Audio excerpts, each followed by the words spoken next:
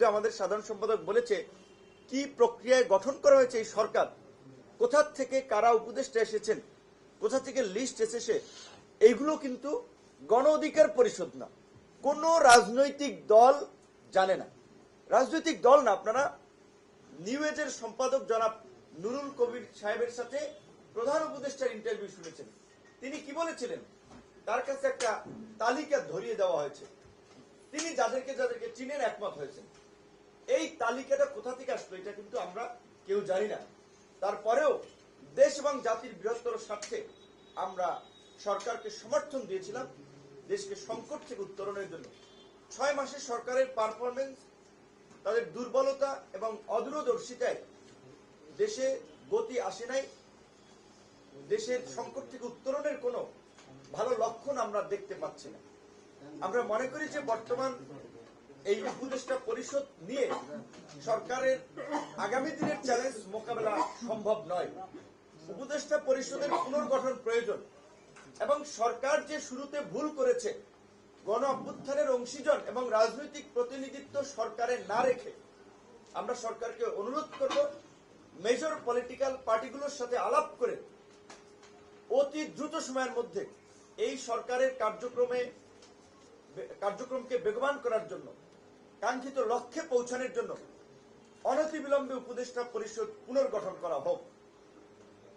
এই উপদেষ্টা পরিষদ পুনর্গঠন করে এই গণ অভ্যুত্থানে গণহত্যাকারী রাজনৈতিক দল আওয়ামী লীগকে বিচারের কাঠগড়ায় দাঁড় করিয়ে রাজনৈতিকভাবে নিষিদ্ধ করে এবং এই গত 1.5 দশকে যারা দেশের টাকা বাইরে পাচার করেছে, দেশের সম্পদ লুট করেছে, লুটপাটের মহোৎসবে জড়িত ছিল, তাদেরকেও বিচার করতে হবে। শুধুমাত্র গণহত্যার সাথে যারা জড়িত ছিল তাদের নয়, এই অর্থনৈতিক দুর্বৃত্ত মাফিয়া যারা বাংলাদেশকে একটা মাফিয়া স্টেটে পরিণত করেছে, বাংলাদেশের সম্পদ দিয়ে Dubai, Singapore, Malaysia, Thailand, USA, ইউকেতে যারা প্রপার্টি করেছে, এই সমস্ত অর্থনৈতিক দুর্বৃত্তদেরকেও বিচারের মুখোমুখি করতে হবে এবং এই পাচারকৃত অর্থ ফিরিয়ে আনার জন্য উদ্যোগ নিতে হবে।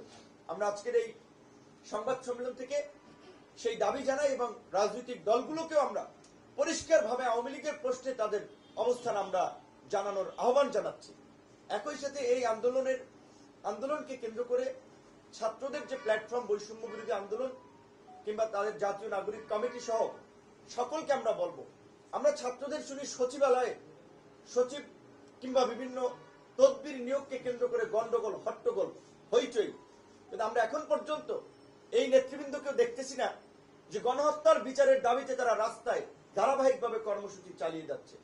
এখন গণহত্যার এই বিচার আমরা মুখে মুখে দাবি করছি, কার্যকরভাবে কেউ কিন্তু কর্মসূচি দিচ্ছে না, জোরালোভাবে বক্তব্য দিচ্ছে না। কারণ ভোটের রাজনীতিতে তলে তলে সবাই আওয়ামী লীগকে কাছে চায়। যারা গণ অভ্যুত্থানের স্পিডের আলোকে আগামী নতুন বাংলাদেশ বিনির্মাণের কথা বলছি, এই ছাত্র জনতার ত্যাগকে ধারণ করে একটা বিশুদ্ধ রাজনীতির কথা বলছি, তাদেরকে অবশ্যই গণহত্যাকারী রাজনৈতিক দল আওয়ামী লীগের প্রশ্ন অবস্থান পরিষ্কার করতে হবে। সরকার কি ভাবছে, অমুক দল কি ভাবছে, নির্বাচন কমিশন কি ভাবছে, সেটা বিষয় না।